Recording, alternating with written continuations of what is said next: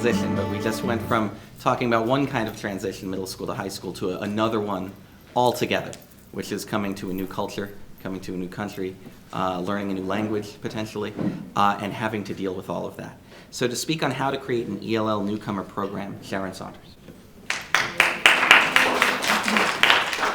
So when he talked about moving to a new country and learning a new culture and a new language, he was just talking about me, not the...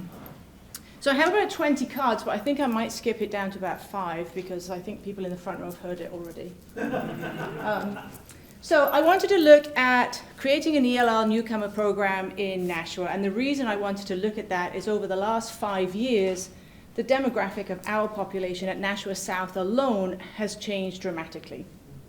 Am I just pressing the forward arrow? I don't have my little clicker, so I'm a little bit lost.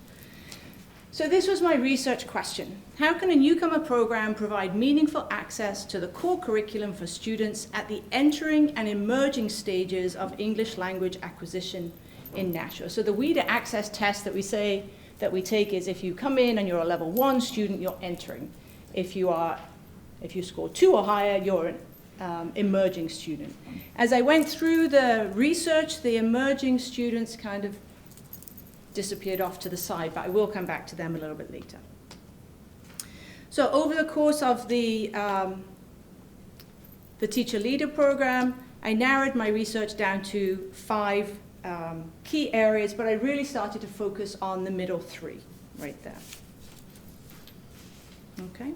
And then I wanted to look at what exactly is a Newcomer program. So I turned to the Center for Applied Linguistics out of Washington, D.C., who note that the needs of newly arrived immigrants who are amongst one of the most vulnerable subgroups are often overlooked. So the kids that are straight off the boat, as the expression goes, their needs are really overlooked. And I started to look at the curriculum that we have in place for our level 1 students. And particularly since competency-based grading came around, I feel that we've needed to get on with the curriculum more and meet the competency more than really cater to the child's needs. I then looked at the key features of Newcomer programs and found the research particularly interesting. So while 60% of the Newcomer programs were offered in their neighborhood schools, they served only 25% of the Newcomer ELL population. So for the Center of Applied Linguistics, they looked at 3 types of Newcomer centers. A program within a school, so having a Newcomer center at Nashua South or at Elm Street. A separate site or a whole school. So the entire school is newcomers. Okay, and I know that in Nashua we have actually talked about creating a separate site for the middle schools.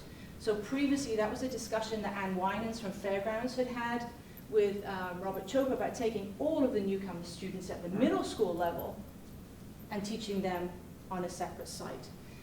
That had financial implications of busing, and so when I started to look at my research, I looked at a program within a school. Let's start small scale, let's see what we can do at Nashua South first, but then when I looked at the research, 60% of programs said the same thing, but they served only 25% of the program. So the desire to keep it in the whole school actually deprived the kids in need of the Newcomer programming from actually accessing it.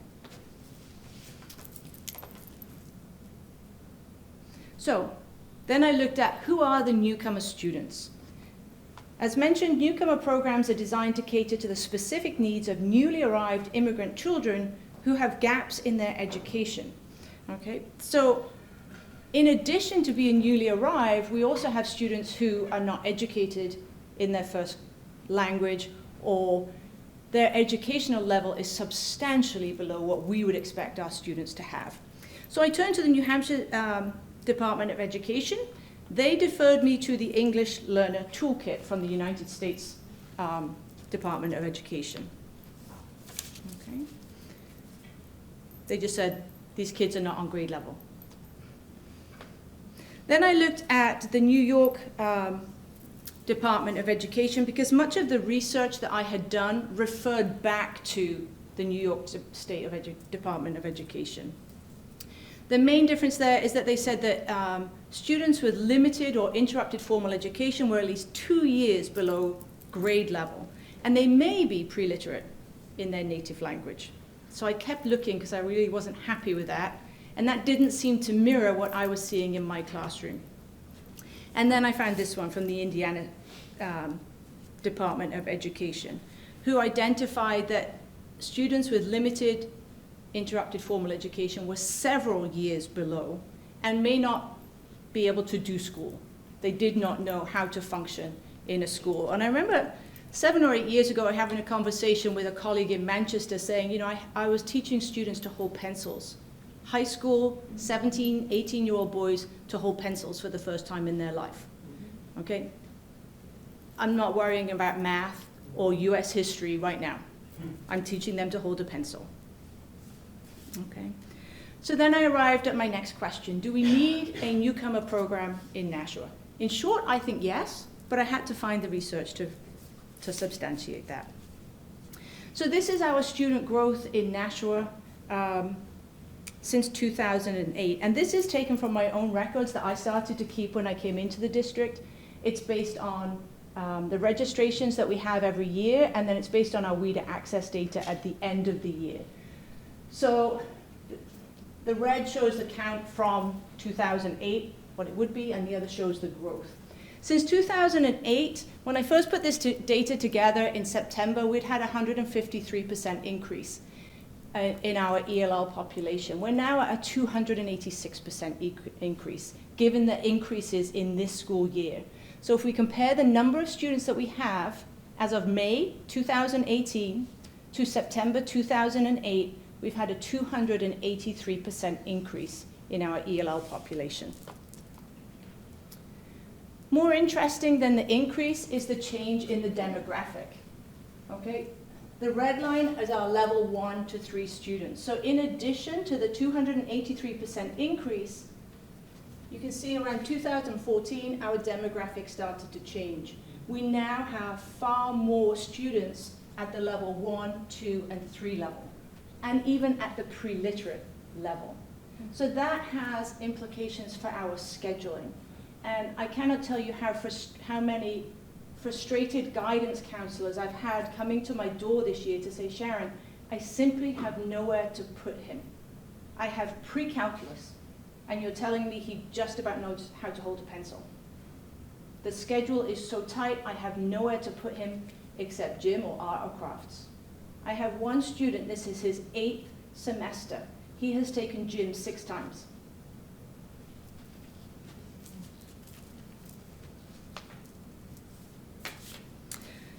So going back to my research, I also wanted to look at what was meaningful access. According to the State Department, meaningful access means that if they're a level 1 or 2 student, I give them at least 2 hours of ELL a day. It is basically a number. Okay? Then I found this quote, and I thought it was the answer to all of my prayers. I thought, this is the quote that I need to argue for more ELL content courses.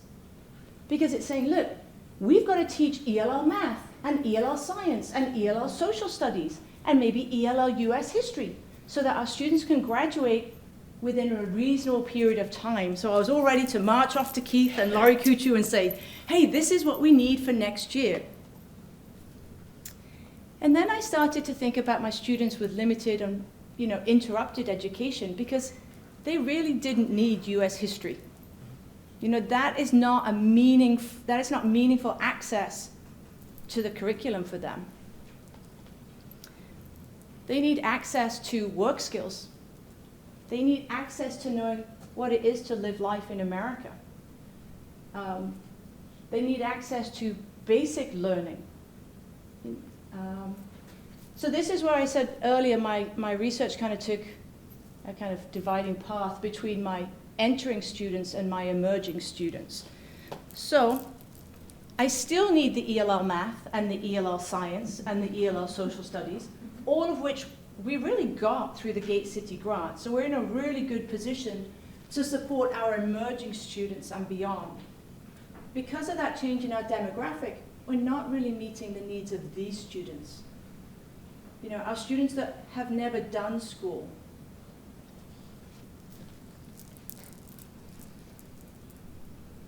So because of that, I started to look at what is different in the newcomer centers or the newcomer programs that the Center of Applied Linguistics had looked at.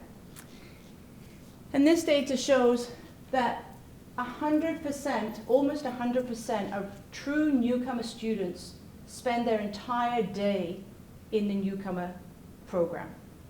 Okay? Varying amounts, so we have that greater than half a day, less than half a day. So the vast majority of newcomer students in the newcomer programs spend 80 to 90 to 100% of their day actually in the ELL newcomer program. And they weren't expected to exit that in 1 year. We put our students into ELL 1, we give them 50% of their day, and we say, next year you're level 2. 75% of the day, you're going to function with regular English-speaking American kids, sink or swim.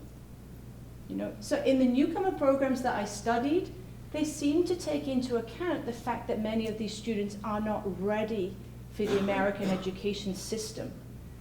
Learning the culture and the life and the language is a big enough job before we learn the curriculum, and we have to even start thinking about credits and failing classes or graduating.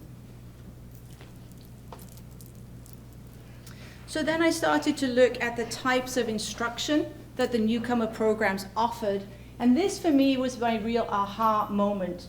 When we wrote our ELL curriculum, so we started to write our curriculum about 8 years ago. So 8 years, 7 years, 6 years ago is when we did the bulk of our work on writing our ELL curriculum. And if you remember the graph that shows you the demographics, that was right before our demographic changed. That was when we had the majority of our students who are level 4, 5, and 6. Now we have these students who are level 1, 2, and 3, and when I looked at this, the newcomer programs who are identified as exemplary by the Center for Applied Linguistics were actively teaching cross-cultural orientation, what it means to live in America, what it means to get up and go to school in America. Okay? They were also using paid tutors, native language tutors, on a regular basis to open up that communication between the students and the teachers. There was one school that would have native language tutors come in once a month for their newcomers and open a discussion to say, so what did we learn this month? What do we need to know? So they could actually plan their curriculum based upon the students' needs rather than this is what I think you need to know. And they actually taught the study skills, you know, the pencil holding, the note taking, the getting to class on time, you know, knowing what happens next, the ins and outs of schools. So for me, this kind of, I know there are a lot of slides, I tried to talk very quickly. This was the most important part of my information because I know that the curriculum that we wrote 8 years ago is not really the curriculum that our true newcomers need anymore. So this information was quite enlightening to me for my research. So next steps. I just wanted to say thank you to the union for allowing me to take part in this program. Thank you to the National School District for being willing to listen. Over the course of our year working on the program, we've had many different people come in and talk to us and listen to us on Saturday mornings. And thank you to Keith and Laurie Kuchu and the guidance department who have worked with us so closely, or worked with me in helping me to get the data for this. So more research is needed. I'd like to look at those statistics district-wide. I'd like to see what's happening throughout the district, because I'm sure it's not unique just to Nashua South. Look at the data for all of the district, maybe more teacher-leader programs, and eventually, maybe a newcomer center for Nashua. One of the interesting things that I did look at is some districts started to look at a middle school through high school newcomer center. So they took all of their 7th through 12th grade students into a newcomer center. So that could be something to look at. So, thank you.